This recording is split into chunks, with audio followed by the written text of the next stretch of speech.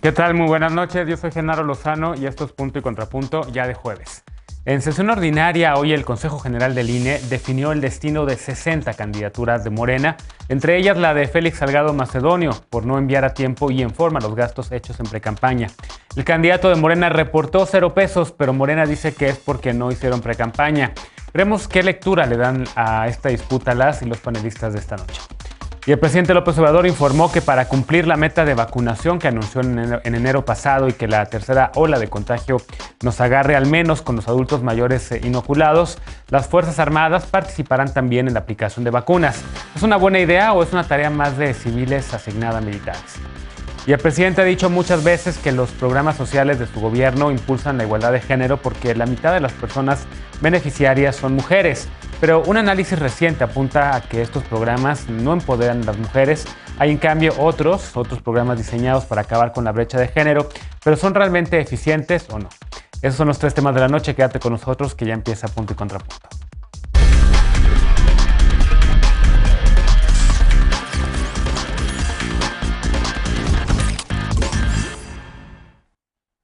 Hasta el momento de grabar este programa, el Consejo General del Instituto Nacional Electoral, el INE, seguía en sesión para definir si retira o no la candidatura de Félix Salgado Macedonio al gobierno de Guerrero por Morena. En una reunión ordinaria virtual, el Consejo General también revocó la candidatura de Raúl Morón al gobierno de Michoacán, quien ya dijo que va a impugnar esta decisión ante el Tribunal Electoral del Poder Judicial de la Federación. La candidatura de Víctor Hugo Romo sí se mantuvo. Víctor Hugo Romo en la alcaldía Miguel Hidalgo en la Ciudad de México. Ayer, la Comisión de Fiscalización del INE votó por retirar la candidatura de Salgado Macedonio, así como de otros candidatos de Morena, porque no presentaron a tiempo sus gastos de precampaña. Según la ley, las personas aspirantes a un cargo de elección popular que no presenten estos informes no pueden registrar su candidatura. En las redes sociales, Mario Delgado dijo que algunos consejeros del INE buscaban bajar a la mala a 60 morenistas para impedir que sus candidaturas sigan adelante. El dirigente de Morena en Guerrero, Marcial Rodríguez, dijo que su candidato de Morena no hizo campaña o precampaña electoral. Veamos qué opina la mesa de esta noche. Saludo con mucho gusto a Estefanía Veloz, abogada y feminista. ¿Cómo estás, Estefanía? Buenas noches, querido Lozano. Buenas noches, compañeras, compañeros y compañeras. Alejandro Encinas, politólogo y con el corazón en la 4T. ¿Cómo estás? Buenas noches, un gusto saludarlas y saludarlos a todos. Hoy regresa Pili Morán, consejera nacional del Partido Acción Nacional. ¿Cómo estás, Pili? Buenas noches, Genaro. Buenas noches a todas y a todos. Un gusto estar aquí con ustedes. Y hoy regresa también a la mesa Luis Fernández, secretario nacional de Movimientos Sociales de Movimiento Ciudadano. ¿Cómo estás, Luis? Buenas noches a todos, todos muy gracias, Genaro. Al contrario, bienvenido. A ver, empiezo contigo, Estefanía. ¿Qué está ocurriendo con esta sesión del INE? ¿Cómo la ves? ¿Coincides o no con Mario Delgado que el INE, creo que le llegó a decir incluso está trabajando a favor del PRIAN-RD? ¿Cómo ves? ¿Es esto un trabajo que está tratando de favorecer a candidatos de otra coalición o es algo válido lo que está haciendo el INE? Mira, más allá de hablar sobre este ir y venir que ha pasado en el INE respecto a querer censurar las mañaneras, respecto a querer actuar como oposición dentro de esta autonomía que les protege, yo quisiera hablar específicamente del caso de Félix Salgado Macedonio, que también envuelve otros casos de otras candidaturas. Y es que es complicado o es imposible pensar que exista la posibilidad de que no hayan presentado en tiempo y forma uno de los 3 requisitos y obligaciones explícitas que marca la ley, específicamente en el artículo 229, en el que se tiene que registrar los gastos de campaña o de precampaña. Y justo en el caso de Guerrero es importante porque Guerrero inició un proceso electoral sin candidato y fue hasta una semana después que se registró como candidato oficial, y el INE en ese momento lo que les pidió fue una lista de el proceso de encuestas en el que se le nombró a Félix y luego los delegados a los que se les nombró responsables, y se había dicho que principalmente lo que tenía que hacer era Morena una campaña sin candidato al principio. Ahora, hay 2 opciones legales que puede tomar esto, o 2 caminos legales que puede tomar esto. El primero es que se pida o se exija que se pruebe de verdad que no se hizo campaña a nombre del partido, ni en redes sociales, ni previamente en la calle o en algún tipo de repartir algo que dijera votar por Morena y tal, y que eso se pueda comprobar como que en realidad sí existe la posibilidad de que hubo 0 gastos de campaña, y bueno, eso tendría que revocarse directamente en el tribunal si es que el INE decide sostener esta opinión que tiene de bajar esta candidatura respecto a los gastos de campaña. Creo que ha sido un proceso evidentemente opaco, no solamente desde el partido, que creo que falló en contemplar estas cosas, porque creo que el partido que tendría que tomar en cuenta que el INE nada más está viendo desde dónde puede jalar tela para cortar, pues el partido tendría que haber pensado en esto previamente. Sin embargo, siendo no solamente el caso de Guerrero, sino otros casos, pues sí llama la atención que haya sido Morena el partido principalmente atacado y señalado por el INE cuando hay otros partidos dentro de una coalición muy grande, y no creo que haya sido Morena el único. Yo esperaría que el INE se portara de manera pues legal, sin filias ni fobias, ¿no? A ver, ¿cómo lo ves, Luis? Mira, estoy viendo las reacciones de algunos de los actores más importantes de Morena, Mario Delgado, o de presidente de ese partido. Otra más de línea, algunos consejeros tomando acciones desproporcionadas quieren bajar a la mala a más de 60 candidatos de nuestro movimiento. Queremos un árbitro imparcial, dejen que la gente decida. Y luego una más, la de Raúl Morón Orozco. Hoy el INE ha tomado una decisión ilegal que va más allá de sus atribuciones y que atenta contra los derechos políticos de las y los michoacanos que luchan por la transformación del Estado. Nos vemos en el tribunal prácticamente. ¿Cómo lo ves? Mira, Genaro, creo que lo más importante... No importante... te oigo. ¿Puedes prender tu micrófono? ¿Me escuchas ahí? Ahí estás ya. ¿Me escuchas? Así está. Hola, ahí estás. Lo que tenemos que observar, Genaro, es que Morena está yendo contra los fundamentos de una sociedad. Está queriendo romper las reglas básicas del juego que ellos mismos aceptaron con antelación. Creo que eso es algo que tenemos que observar de las reglas electorales. La ley es tremendamente clara, Genaro. En el artículo 229 de la LEGIPE establece que todos los partidos políticos que hagan precampañas o que lancen precandidaturas para competir en los procesos internos de los partidos que eligen a sus candidatos, todos esos procesos tienen que presentar informes de fiscalización y gasto. En todos los casos. Hay partidos políticos que se preocupan por presentar esos informes y cumplir las reglas que los árbitros electorales ponen sobre la mesa. Y en este caso, no son 60 casos de Morena en específico. De esos 60 casos me parece que hay casos del PRI y de redes sociales progresistas, si no mal recuerdo los documentos del Instituto Nacional Electoral. Pero creo que lo que tenemos que identificar es que en una sociedad, lo primero que tenemos, y en un sistema democrático, lo que tenemos que hacer es aceptar las reglas y cumplirlas. Lo que dice Mario Delgado me parece absurdo, porque lo que está poniendo en juego es la posibilidad de estar por encima de la ley, la posibilidad de estar por encima de la Constitución todo el tiempo. Con este caso y con el tema de la sobrerepresentación, se está yendo sobre el Instituto Nacional Electoral y están desacreditando una institución que hoy se encarga de velar los derechos políticos de toda la ciudadanía. A mí eso me parece tremendamente grave. Creo que sí necesitamos mucha seriedad de los partidos políticos en este proceso político y en todos los que vengan para poder cumplir esas reglas con las que no estamos de acuerdo. Esas reglas con las que estamos de acuerdo. Si no estamos de acuerdo con ellas, lo que pediría es que se cambien o se propongan modificaciones a través de las vías institucionales. Si una regla es injusta, lo que tenemos que hacer es levantar la voz y solicitar que se cambie. No querer modificar para la mala y y de manera agresiva y en mero de un proceso electoral poder cambiar las reglas que ellos mismos aceptaron con antelación. Bien, ¿cómo lo ves tú, Alejandro? Porque en efecto esto se suma, digamos, sobre el tema de las candidaturas, pero previamente y a lo largo de la semana estuvimos hablando sobre otro tema que también trae a Morena enfrentado con el INE, que es el tema de la sobrerepresentación. Ya mencionaba también algo de eso. Luis, ¿cómo lo ves tú? ¿Qué ves de esta decisión en la tarde y de las declaraciones de algunos de los dirigentes de Morena respecto al trabajo del Consejo General del INE? Me parece preocupante porque efectivamente concedamos o aceptemos sin conceder que los precandidatos, si es que fueron precandidatos, tuvieron que haber reportado sus gastos de precampaña o haberlos reportado en cero. Concedamos que eso sí está en la ley e incluso concedamos que el castigo que se establece en leyes secundarias es la cancelación del registro. Pero aquí yo creo que se tiene que interpretar la ley y entender que a veces en las leyes hay preceptos en conflicto, en tensión. Y lo que a mí me parece preocupante aquí es que la sanción impuesta debe ser razonable y proporcional al daño causado por esta conducta, y me parece que los consejeros del INE se están excediendo la restricción de derechos fundamentales, porque aquí hay que decir que no solamente se afecta al candidato y al partido, sino sobre todo se afecta al electorado, quien va a acudir a una boleta cercenada, no va a poder elegir entre las opciones completas, y eso yo creo que pues niega el derecho fundamental de toda democracia constitucional, que es el derecho de votar y de ser votado. Una sanción que cancele ese derecho debe ser a causa de una gravedad probada, de un verdadero asunto de gravedad probado, y aquí lo que estamos viendo es una omisión de un trámite administrativo que incluso puede ser subsanado.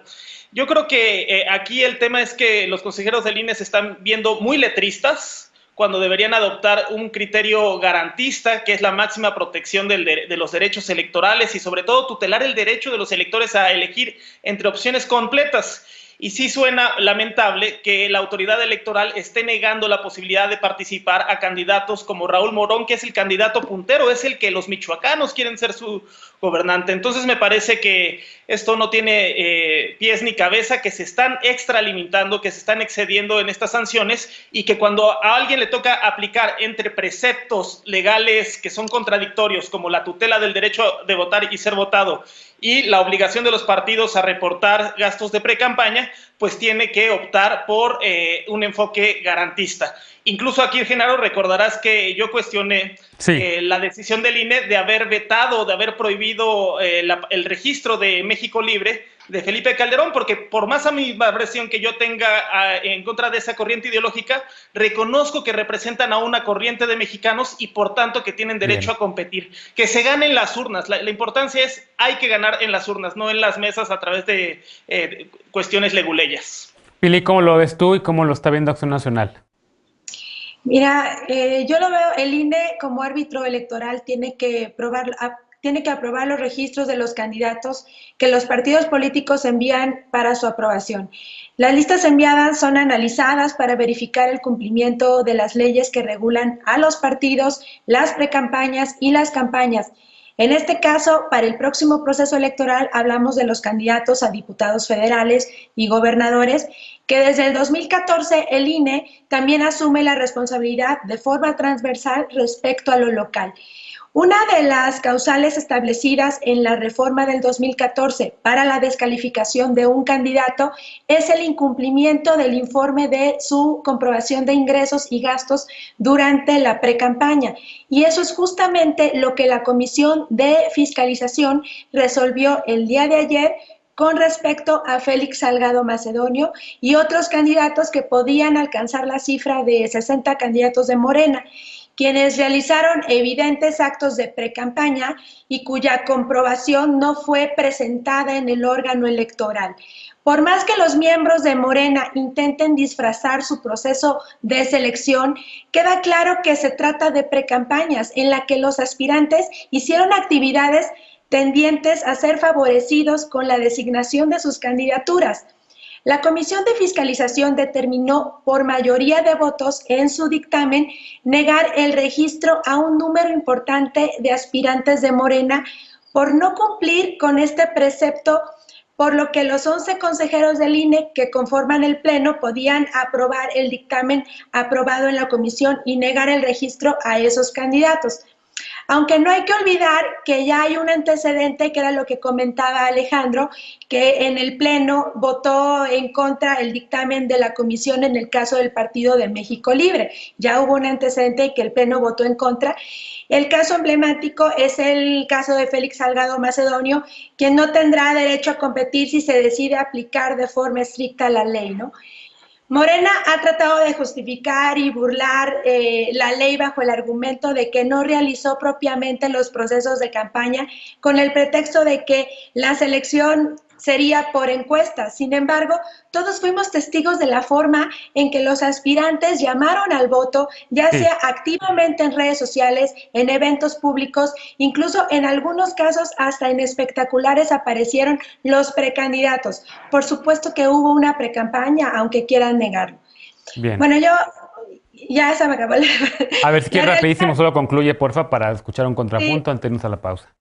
Bueno, lo que va a pasar en esta sesión es que el INE va a resolver quién entra a la cancha del juego, quién tiene la legitimidad, el derecho de fungir como un candidato en el orden voluminoso que tendrá que desahogar un número importante de casos que se encuentren bajo este supuesto. Bien. Veremos de qué está hecho el INE, y lo preocupante es que se haga uso de un doble rasero, es decir, que por un lado la Comisión de Fiscalización determine que unos candidatos sí presenten informes y otros no. Bien. Veloz, levantaste la mano. Rapidísimo, por favor, porque también Luis levantó la mano. Entonces, para darle espacio a los dos, un minuto nos vamos a tomar. Yo nada más quiero decir que hay una sentencia previa en un caso similar, y el tribunal decidió que no era viable lo que le decía el INE, porque quizá el partido pudo haber o pudo haber sido irresponsable en presentar esto, pero si se comprueba que el precandidato lo presentó ante el partido, pues eso puede echar para atrás todo lo que dijo el INE previamente, y como ha actuado el tribunal, eso puede pasar. Ahora, yo en el caso de Félix Salgado Macedonio quiero decir, sería una ofensa que cayera un agresor sexual por no haber presentado un informe de gastos de precampaña y no por ser un agresor sexual. No se trata de eso. Entonces, yo creo que sería una ofensa para la lucha feminista, para las compañeras, incluso para la militancia. Bien. Finalmente, Luis. Sí. Y el punto, nada más rápido, si quiero que las personas que nos están escuchando, Genaro, sepan que el Instituto Nacional Electoral, una de las áreas más grandes que tiene, es el área de fiscalización. Tiene una cantidad de personas impresionantes que están vigilando todo el tiempo qué hacen y qué no hacen los partidos políticos. Ellos saben que los partidos políticos y quienes hicieron precampaña en cada uno de los procesos electorales que se van a competir en el país. La resolución del instituto obedece a dos cosas. Primero, sanciona efectivamente a los candidatos que hicieron actos de precampaña aprobados y que omitieron por completo presentar informes de cuánto gastaron en ese proceso electoral, en ese proceso de precampaña. Bien, bueno, hacemos una pausa, vamos a tratar de retomar este tema más adelante, pero al regresar de la pausa, otro tema. Las Fuerzas Armadas aplicarán vacunas para cumplir con la meta de inmunizar a 15 millones de personas adultas mayores. Quedarán vacunados y vacunadas todas las personas mayores de 60 años a tiempo y en forma. ¿Y qué pasa con el personal médico que falta todavía, incluso aquí en la Ciudad de México? Regresamos con la opinión de nuestros y nuestras panelistas de esta noche. No te vayas.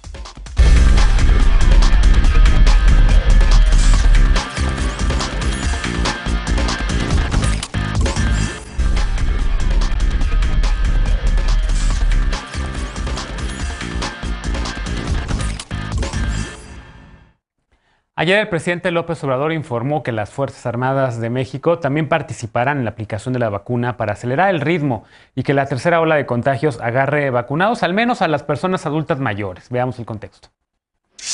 Además de custodiar la cadena de distribución de las vacunas, la Secretaría de Marina y la Secretaría de la Defensa Nacional participarán en su aplicación para incrementar el número de personas inmunizadas. Este miércoles, el presidente López Obrador dijo que frente a una posible tercera ola de contagio, hay que acelerar el ritmo de vacunación. A mediados de enero, el mandatario federal anunció el inicio de la vacunación de las personas adultas mayores. Dijo entonces que a finales de enero se habría vacunado todo el personal de salud y entre febrero y abril esperaban vacunar a 15 millones de personas adultas mayores con el apoyo de las brigadas de vacunación integradas por servidores de la nación y personal médico. Hasta ahora, 768,000 personas han recibido el esquema completo de vacunación, el 70% del personal de salud y el 3% de las personas adultas mayores. De las 9,758,000 dosis recibidas por México, se han aplicado 6 millones, es decir, hay 3,639,000 dosis acumuladas. Este jueves además llegó 1 millón de vacunas Sinovac y el domingo o lunes llegarán las 2,700,000 dosis de AstraZeneca que el gobierno de Joe Biden aceptó enviar a México en calidad de préstamo. El presidente López Obrador dijo que pronto se aplicarán estas vacunas. Punto y contrapunto. A ver, ¿cómo lo ves, Luis? En efecto, pues sí hay un retraso, digamos, en el Plan Nacional de Vacunación. El canciller Ebrard ha presumido cifras de 10 millones de vacunas que han llegado ya al país. Van a llegar otros tantos en la próxima semana, pero la meta, digamos, estamos lejos de la meta original que había puesto el presidente López Obrador. Ahora se va a utilizar las Fuerzas Armadas para otra tarea más. Sí. Mira, pues creo que lo más importante es esto último que acabas de decir, Genaro.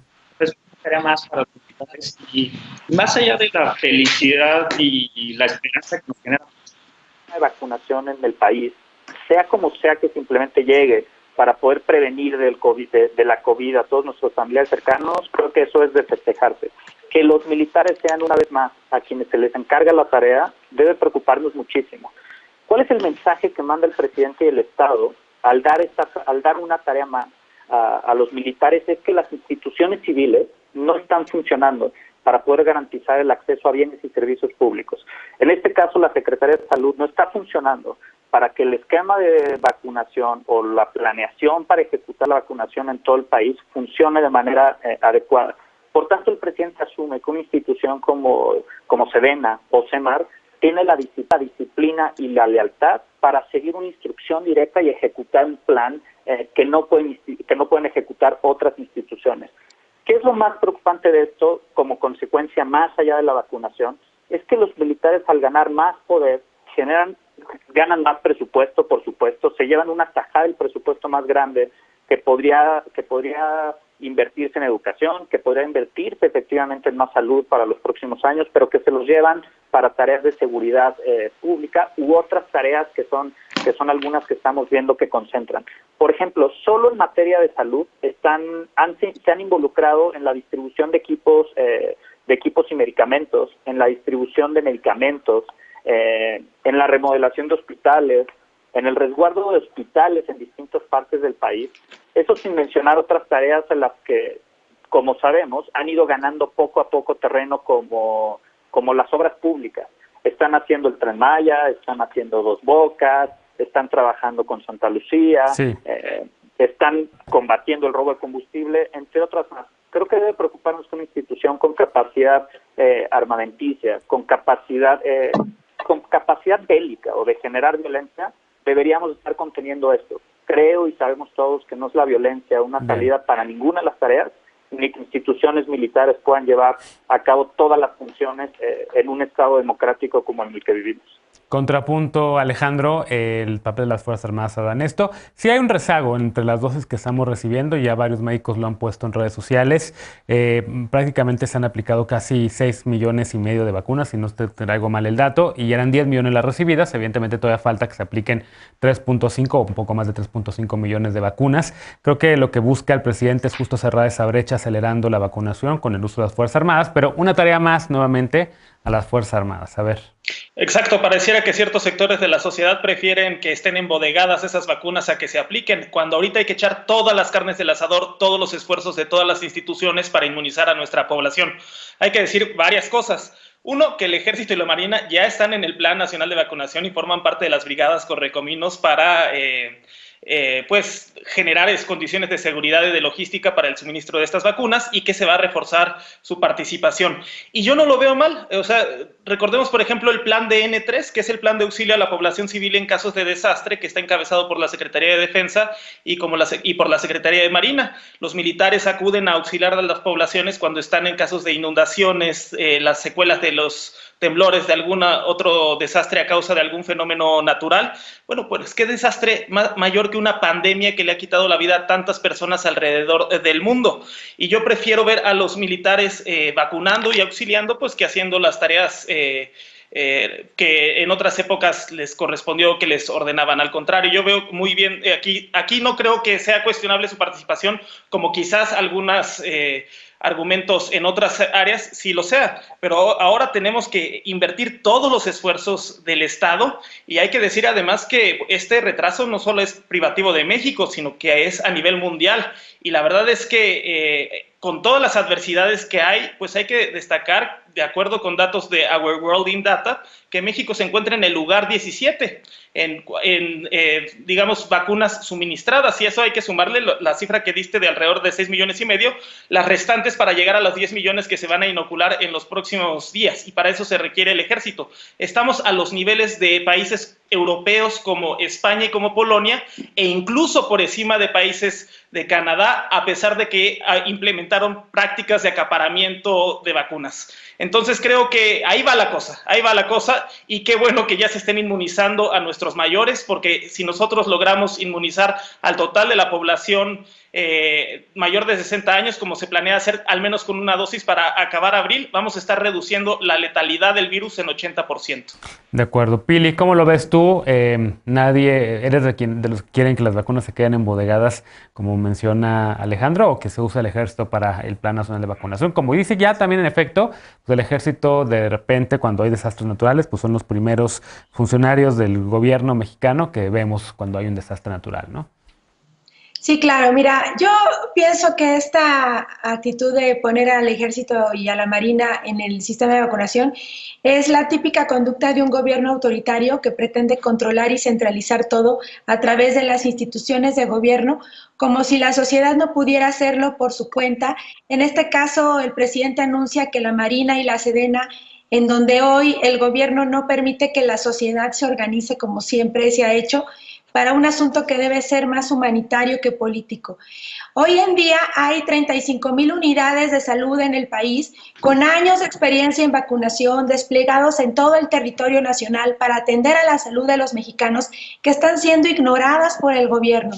15,000 consultorios adheridos a farmacias que tampoco están siendo aprovechados. La vacunación antes de la llegada del actual gobierno era un asunto programático, simple, sin tanto show, donde se llevaba a cabo las semanas de vacunación en plazas públicas, parques, escuelas, centros y casas de salud. Hoy el gobierno de Morena hace un montaje y un show hollywoodesco para lucrar políticamente y presentarlo a los ciudadanos como una concesión graciosa del gobierno, como si nos hiciera un favor, donde el presidente anuncia casi con mariachis que va a vacunar a México. Fueron al aeropuerto a hacer una recepción de las vacunas propias de un jefe de Estado con la presencia de 3 secretarios y el canciller. Bueno, hasta banda de guerra hubo, y hoy la vacunación se ha politizado por este gobierno que se lleva incluso al terreno ideológico. ¿Por qué no usar esas unidades de salud que están diseminadas en todo el país? Porque algo tan sencillo, este gobierno lo hace tan complicado. ¿Por qué? Porque lo que busca el gobierno es hacer sentir a la población que el gobierno está haciendo algo extraordinario y utiliza la necesidad y la angustia de la gente ante la pandemia para vender una esperanza y presentarse como el salvador del pueblo. Hoy llegas a los módulos de vacunación y encuentras a un ejército de siervos de la nación y a promotores políticos, guardias nacionales, que personal de salud. Ni en las peores épocas del viejo PRI se vieron estas conductas tan reprobables. Lo que se busca con estas maniobras de politiquería es lucrar políticamente, y está claro, al presidente no le interesa la salud de los mexicanos, le interesan los votos. Y lo que estamos viendo es la actuación del gobierno de Morena, que lo único que parece importarle es la elección que está por venir, ¿no? Bien. Veloz, contrapunto. Sí, mira, Nueva Zelanda, Francia, Estados Unidos, entre otros países, pero estos como los más importantes, pues yo no les llamaría países autoritarios. Sin embargo, estos países, repito, Nueva Zelanda, Estados Unidos, Francia y el Reino Unido, están utilizando a las Fuerzas Armadas como estrategia para aplicar la vacuna y para distribuir la vacuna. Estados Unidos acaba de mandar tropas nada más entre Texas y California, más de 2,200 tropas. Y creo que ese es un número interesante y todavía faltan otros estados. Francia acaba de instalar centros militares para que se aplique la vacuna ahí, para que la apliquen los mismos militares. Nueva Zelanda acaba de hacer lo mismo y el Reino Unido tiene más de un mes movilizando a sus Fuerzas Armadas para aplicar la vacuna. Esto no es un tema de que si al PAN se le ocurre decir que hoy esto es autoritario, el día siguiente no, porque bueno, ayer salieron a defender a Piñera o tienen rato defendiendo a Piñera, el presidente de Chile, y el presidente de Chile también está utilizando a las Fuerzas Armadas para aplicar la vacuna. Yo no creo que se trate de esto, creo que se trata de la agilidad o la destreza con la que el gobierno mexicano quiere aplicar esta estrategia de vacunación y decir que no se está haciendo una tarea magnánima para conseguir vacunas y decir que no se está intentando tratar de inmunizar a toda la población de manera rápida, pues es desconocer el ejercicio del poder y es efectivamente ser una oposición que no quiere apoyar al gobierno en turno para que le vaya bien a la población, para que le vaya bien a las personas que necesitan, en este caso en la primera etapa los adultos mayores, pues recibir la vacuna. No hay mejor uso para las Fuerzas Armadas que este. No hay mejor uso para las Fuerzas Armadas que cuidar a la población de esta manera, que atender a la población de esta manera. Las Fuerzas Armadas reciben un presupuesto impresionante en términos de salud para atender a la población en crisis sanitarias como esta, en crisis de fenómenos naturales como los hemos tenido en el pasado. Esa es la manera en la que se utiliza y se reivindica y se trata de limpiarle la cara a las Fuerzas Armadas, porque en los países democráticos de esta manera se utilizan. Yo creo que el PAN quiere ver a las Fuerzas Armadas como Felipe Calderón las tenía, metiéndose a las casas, asesinando gente, inmiscuyéndose en todos los sentidos de la seguridad pública, así que yo sí creo que esta es una gran estrategia que no solamente está aplicando México, sino todos estos países que a veces nos sirven como ejemplo y a veces no. Bueno, para matizar nada más, no realmente asesinando gente, ¿no? Evidentemente no creo que las Fuerzas Armadas hayan querido meterse a casas a asesinar gente como tal, sino se han reportado múltiples violaciones a derechos humanos que están siendo investigadas, ¿no? Pero en efecto sí hay múltiples denuncias de abuso de autoridad por parte de las Fuerzas Armadas. Levantaste la mano, Alejandro. Y nada más hacer ver los riesgos de esta visión idealizada de la participación autogestiva y de la iniciativa y de la solidaridad. Veamos el caso de Campeche, que un empresario, al parecer de buena fe, adquirió a través de quién sabe qué mercado vacunas para inocular a los trabajadores de su empresa, y fueron vacunas piratas. Entonces, por supuesto que tiene que haber una rectoría del gobierno aquí, como está sucediendo en todos los países. Así es. Bueno, hacemos una pausa. Regresamos para el último bloque de la noche. No te vayas. En nuestro país existen 102 programas federales para empoderar a las mujeres, pero solamente 29 son realmente efectivos. ¿Por qué ocurre esto? ¿Es importante o no para reducir la violencia de género? ¿Qué impacto tiene reducir la brecha salarial y sobre todo la brecha de género en la disminución de la violencia feminicida? Regresamos con este tema punto y contrapunto. No te vayas.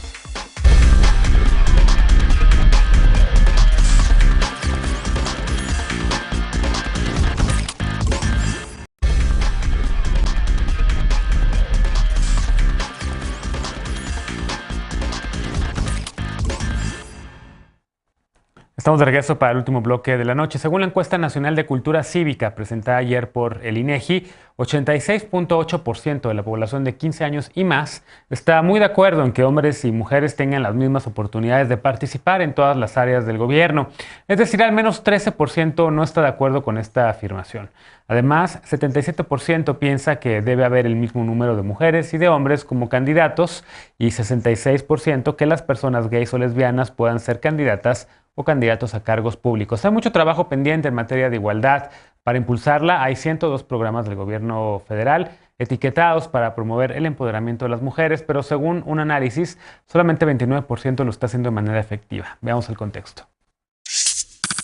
De 102 programas federales que deben considerar el desarrollo económico y social de las mujeres, solo 29 lo hacen, según un análisis del Centro de Estudios de las Finanzas Públicas de la Cámara de Diputados. Los 73 programas restantes que integran el anexo 13 del presupuesto de egresos de la Federación atienden un derecho social, pero no de género. Para 2021, el anexo 13 recibió 128,000 millones de pesos de presupuesto, un aumento del 20% respecto a 2020 en términos reales, para promover mayores oportunidades económicas, fortalecer el estatus legal de las mujeres, eliminar las desigualdades de género estructurales en el mercado laboral y mejorar la distribución del trabajo de cuidado y doméstico no remunerado. Los 29 programas que efectivamente promueven el empoderamiento tienen en conjunto 42,000 millones de pesos asignados, 33% del total etiquetado en el anexo 13. El pasado 8 de marzo, el presidente López Obrador destacó que como parte de las acciones de su gobierno a favor de la igualdad de género, más de la mitad de las personas beneficiarias de los programas sociales son mujeres. Sin embargo, el Centro de Estudios de Finanzas Públicas apuntó que los programas de bienestar atienden un derecho social y no de género. El estudio destaca también que destinar más recursos federales a atender los derechos sociales de las mujeres no implica que los recursos contribuyan a cambiar la distribución del poder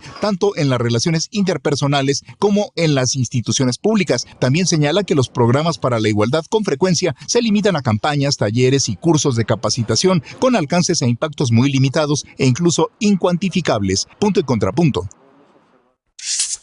Tercer tema a discutir esta noche. ¿Cómo lo ves, Pili? Programas que buscan generar, digamos, una mayor, cerrar la brecha de género, pero que solamente algunos, no la mayoría, están funcionando. ¿Por qué? ¿Cómo lo ves? ¿Cómo se puede remediar? En México, las políticas públicas instrumentadas a través de programas presupuestarios que coadyuvan al empoderamiento de las mujeres son aún incipientes, pese a que la Federación Desde prácticamente hace 2 décadas se han realizado diversos esfuerzos financieros en esa área.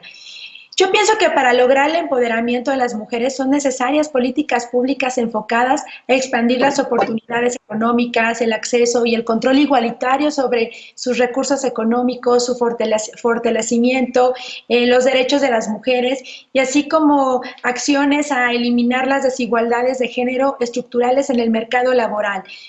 Este papel obviamente es activo en el Estado y en el proceso de empoderamiento de las mujeres a través de políticas públicas. Se originó en la 4ª Conferencia Mundial sobre Mujeres de Naciones Unidas que se celebró en Pekín en 1995, en la cual se requirió a los gobiernos, entre otros actores, promocionar una política activa, visible, que incorpore una perspectiva de género en la agenda política principal, la cual incluya todas las áreas y programas públicos para la toma de decisiones, se realice una base de análisis y los efectos producidos en mujeres y hombres respectivamente. Sin embargo, creo que estamos ante un gobierno que, por los casos que ha habido de las mujeres, siento que minimiza las acciones de las mujeres.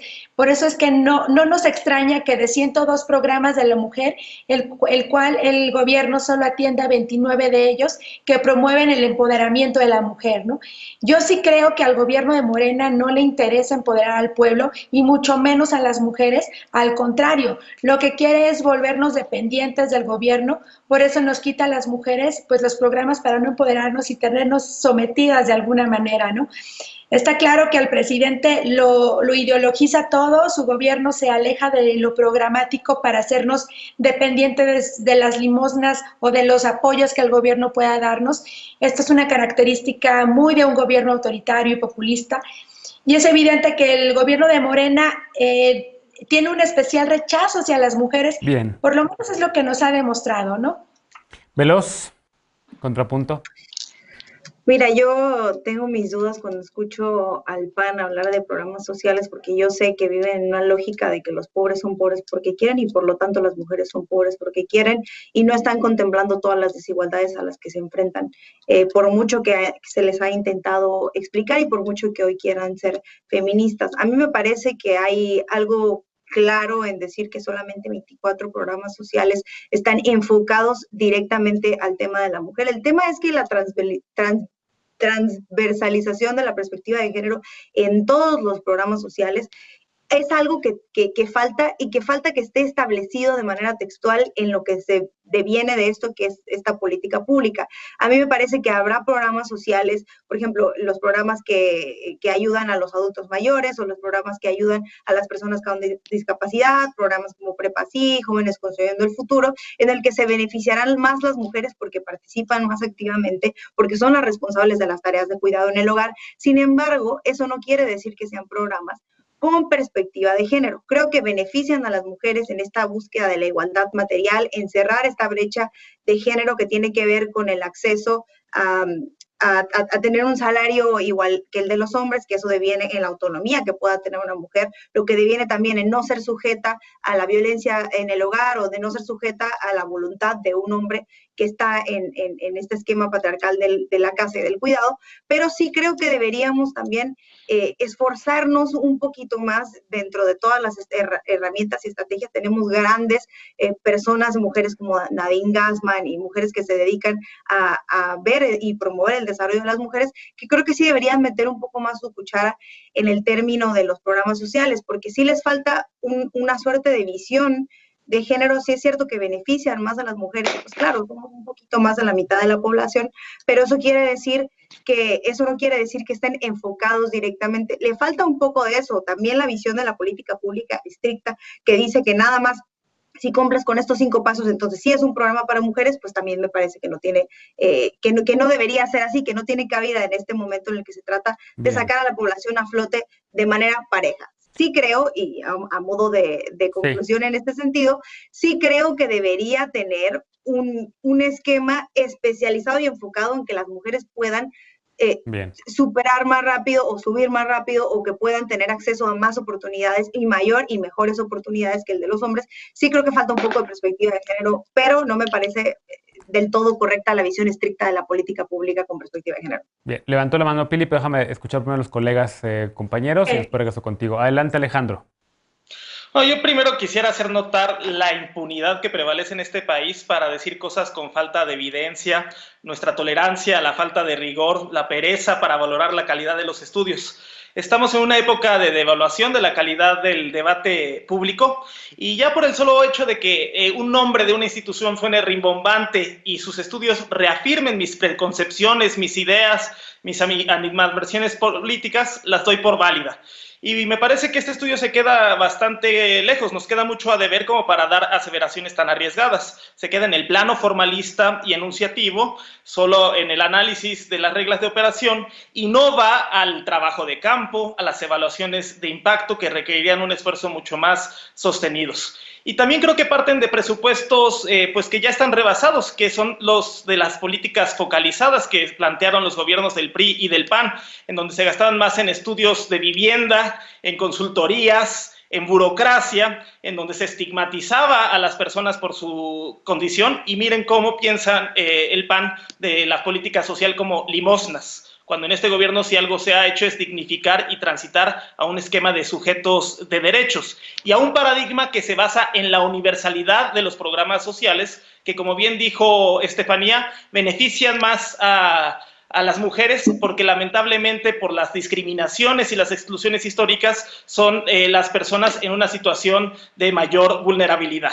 Y efectivamente hay muchos programas del gobierno de México que están dirigidos a las mujeres, como por ejemplo es el programa de apoyo a madres trabajadoras, que prácticamente toda su población beneficiaria son madres de hogares monoparentales. Las tesoreras de la escuela es nuestra, este presupuesto participativo para que las asambleas comunitarias decidan en qué gastar en infraestructura educativa. Se valora la honestidad de las mujeres y en el 97% de estos están encabezados por tesoreras. Jóvenes construyendo el futuro, un programa que está ayudando a derrumbar las brechas laborales en función del género. 6 de cada 10 mujeres son 6 de cada 10 aprendices son mujeres y más o menos la misma proporción en el programa de Jóvenes Escribiendo el Futuro, becas para la permanencia en la educación superior. Hay mucho más mujeres. Tandas para el bienestar, 71%, producción para el bienestar, que es el campo, cuando hay una subrepresentación, una baja tenencia de la tierra por parte de las mujeres, pues está a la mitad de la población. El salario mínimo ha contribuido a disminuir la brecha de género en 8.1%.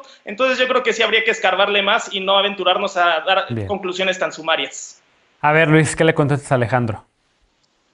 Mira, curiosamente, y con el cariño de siempre, estoy de acuerdo con él. La verdad es que revisé con mucho detalle el estudio y me parece que deja mucho que desear en términos de metodología y de profundidad. Creo que ahí sí el Centro de Estudios de Finanzas Públicas debe hacer un esfuerzo para profundizar aún más sobre el análisis y el impacto de ese presupuesto en los temas de género. Ahora, si quieren revisar los errores y vacíos y las grandes faltas que está teniendo esta administración en temas de género, pueden consultar la Auditoría Superior de la Federación y los informes recientes que publicaron. Y ahí sí nos deja ver cómo las acciones de gobierno están siendo demasiado limitadas en términos de atención a las mujeres en este país. Creo que una idea que tenemos que tener presente siempre es que a través de las políticas públicas, es decir, donde el gobierno pone el dinero, podemos seguirlo y saber en qué está poniendo atención y en qué no. Aquí, por más que nos digan que hay ciertos recursos destinados a guarderías, sabemos por conocimiento público y por información de los sistemas de guarderías de protección social en el país que se eliminó un gran número de guarderías en el país, lo cual afectó en su gran mayoría a las mujeres y a madres de familia que no tuvieron en dónde dejar a sus hijos en el país. En materia de violencia de género vemos constantemente y diariamente al presidente no solo defendiendo a Félix Salgado, ya es un tema del que ni siquiera quiero andar, pero todos los días no hablando de los temas de cuidados como debería para poder distribuir las tareas en el hogar, generar programas o políticas públicas en el contexto de la pandemia para todas las madres que tienen hijos en casa y que tienen que compartir no solo el trabajo en el hogar, sino también ahora el trabajo de educación de sus hijos, más las distintas tareas que tienen que envolver sin ningún apoyo del gobierno, o con apoyos bastante limitados, para decirlo con su guardada dimensión. Sí es importante saber que esta administración no está siendo suficiente por el gobierno, y este estudio refleja una partecita de lo que significa. Con mayor rigor metodológico, yo te diría que ni siquiera 29 de los ciento y tantos programas, probablemente sea mucho menos la calidad de atención que estamos teniendo a las mujeres de este país. Bien, ¿quiere agregar algo veloz? Creí que levantó la mano. Pili, entonces, por favor. Yo solamente quiero aclarar que el PAN nunca ha estado peleado con los programas sociales. Incluso cuando entró la nueva administración se desaparecieron los programas de apoyo a las mujeres que habían impulsado los gobiernos pasados. Se desapareció el programa Prospera, con el que se beneficiaban 6 millones de familias y eran beneficiadas, y quien recibía el apoyo directo eran las mujeres para atender sus necesidades de salud, educación, pobreza alimentaria. Desapareció las estancias infantiles, un programa donde 350,000 mujeres eran beneficiadas como apoyo para tener un lugar donde dejar a sus hijos mientras se encontraban trabajando. Los refugios para mujeres maltratadas, el apoyo para el cáncer de mama. Desapareció el INADEM, donde también se beneficiaba a las mujeres emprendedoras. Te puedo decir que yo como emprendedora conocí los apoyos que otorgaba el Instituto Nacional del Emprendedor y hoy está desaparecido. Y por eso pienso que el presidente ha sido particularmente insensible con la causa de las mujeres. Bien. Y minimiza nuestras demandas y nos coloca del lado de sus adversarios por exigir la atención de su gobierno a las cosas que nos duelen o nos lastiman. Simplemente eso es lo que yo quiero expresar. Bien, pues ahí están los puntos y contrapuntos de esta noche. Déjenme hacer una pausa y regresamos después para despedirnos de las y los panelistas, y con la paparrucha no te vayas.